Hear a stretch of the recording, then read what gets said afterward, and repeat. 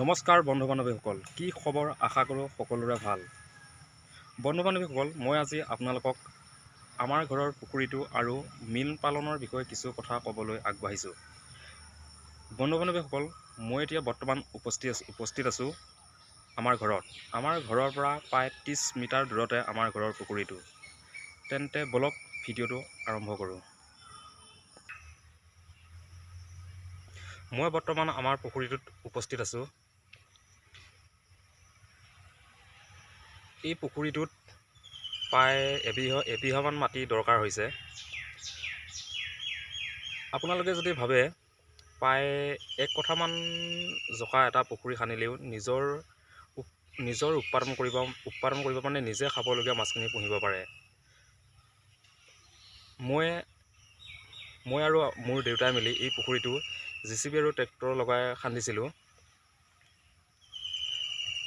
ইয়াত সৰু সৰু মাছ কিছুমান এতিয়াও আছে, ডাঙৰ হোৱা নাই, মানে আহাৰ দিয়াত গণ্ডগোল হয়। বন্ধু বান্ধৱীসকল, আপোনালোকে যদি ভাবে ঘৰৰ ওচৰতে এটা সৰু পুখুৰী খান্দি তাত কিছুমান বিভিন্ন প্ৰজাতিৰ মাছ এৰি দি অধিক লাভৱান হ'ব পাৰে, যেনেধৰণৰ গাছ কাপ, কমন কাপ, ভকুৱা, গোল্ডেন কাপ আদি। কিন্তু মাছবোৰ এৰি দিওঁতে পোনাবোৰ নিৰ্বাচন কৰোঁতে অধিক সাৱধান হ'ব লাগে। কাৰণ পোনাবোৰ যদি অলপ ডাঙৰ হয় তেন্তে ই ডাঙৰ সোনকালে হ'ব, কিন্তু আপোনাৰ দানা অধিক লাগিব আৰু দানাবোৰ কিনোতে পইচা পাতি অধিক দৰকাৰ হয়। পোনাবোৰ নিৰ্বাচন কৰোঁতে সেইকাৰণে অলপ সাৱধান হ'ব লাগে। সৰু পোনা এৰি দিব লাগে যাতে মাছবোৰ সময়টো দীঘলীয়া হয়। বন্ধু বান্ধৱীসকল, যদি ভাবে আপোনালোকে পুখুৰীৰ চাৰিওকাষটো ওখৰকৈ মাথাউৰি মাৰি ইয়াত তামোল পুলি আৰু চেগুন গছ ৰোপণ কৰিব পাৰে। ইয়াৰ পৰা আপোনালোকে অধিক লাভৱান হ'ব পাৰে। বন্ধু বান্ধৱীসকল, আপোনালোকে যেতিয়া পোনা এৰিব পুখুৰীটোত, তেতিয়া পোনাবোৰ 100 গ্ৰামকৈ এৰিলেই হ'ল। প্ৰায় 100 গ্ৰামকৈ, 1 কঠা পুখুৰীত 100 গ্ৰামকৈ প্ৰায় 20 কেজি পোনা এৰিলে আপোনালোকে প্ৰায় 5,000 মান পইচা দৰকাৰ হ'ব। তাৰপিছত যেতিয়া পোনাবোৰ অলপ ডাঙৰ হ'ব, তেতিয়া আপোনালোকে বিভিন্ন খাদ্য যোগান ধৰিব। যেনে খাদ্যৰ ভিতৰত এইটো কি বুলি কয় আমাৰ থলুৱা ভাষাত, উই সাপটোৰ তলত যিটো গেছ পোৱা যায়, গেছ মানে এইটো যিটো মল পোৱা যায়, সেইটো মল দিব পাৰে। আৰু সহিয়ৈ শিলা আৰু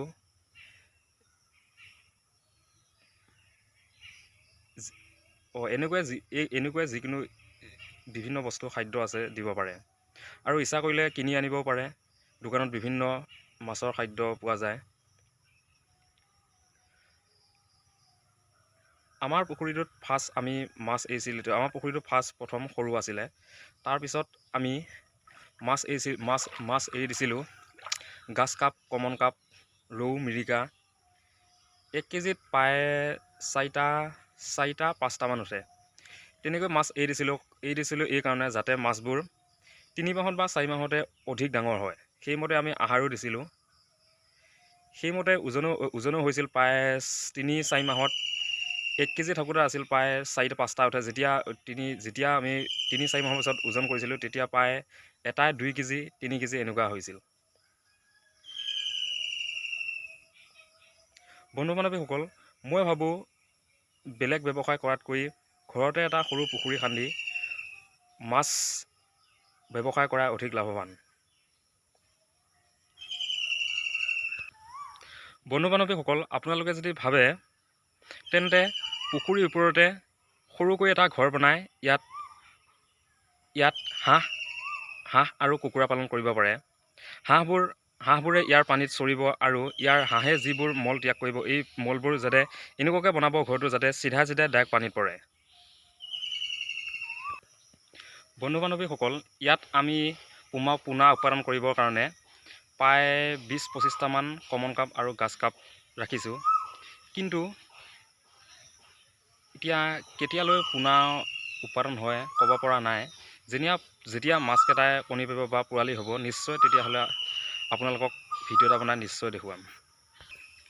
বন্ধু বান্ধৱীসকল, আপোনালোকে ঘৰতে এটা সৰু পুখুৰী খাৰি মাছ পুহিবলৈ বা থলুৱা মাছেই হওক যি মাছেই নহওক পুহিবলৈ আৰম্ভ কৰিবচোন। বন্ধু বান্ধৱীসকল, মাছৰ ভিতৰত কম খৰচত আৰু অধিক সোনকালে ডাঙৰ হোৱা মাছ হ'ল গাছ কাপ। আপোনালোকে গাছ কাপৰ পোনাও এৰিব পাৰে পুখুৰীত। ইমানেই কৈ মোৰ ভিডিঅ'টো সমাপ্ত কৰিব বিচাৰিছোঁ। বন্ধু বান্ধৱীসকল, যদি ভিডিঅ'টো চাই ভাল পাইছে তেন্তে লাইক, শ্বেয়াৰ আৰু কমেণ্ট কৰিবলৈ, ছাবস্ক্ৰাইব কৰিবলৈ নাপাহৰিব। আৰু আমাৰ পুখুৰীটোৰ চাৰিওকাষটো এটা ভিডিঅ' দিছোঁ, নিশ্চয় চাব পিছলৈ। বন্ধু বান্ধৱীসকল, এইটোৱে হ'ল আমাৰ পুখুৰীটো আৰু চাৰিওকাষটো। অলপ চাওকচোন ভিডিঅ'টো।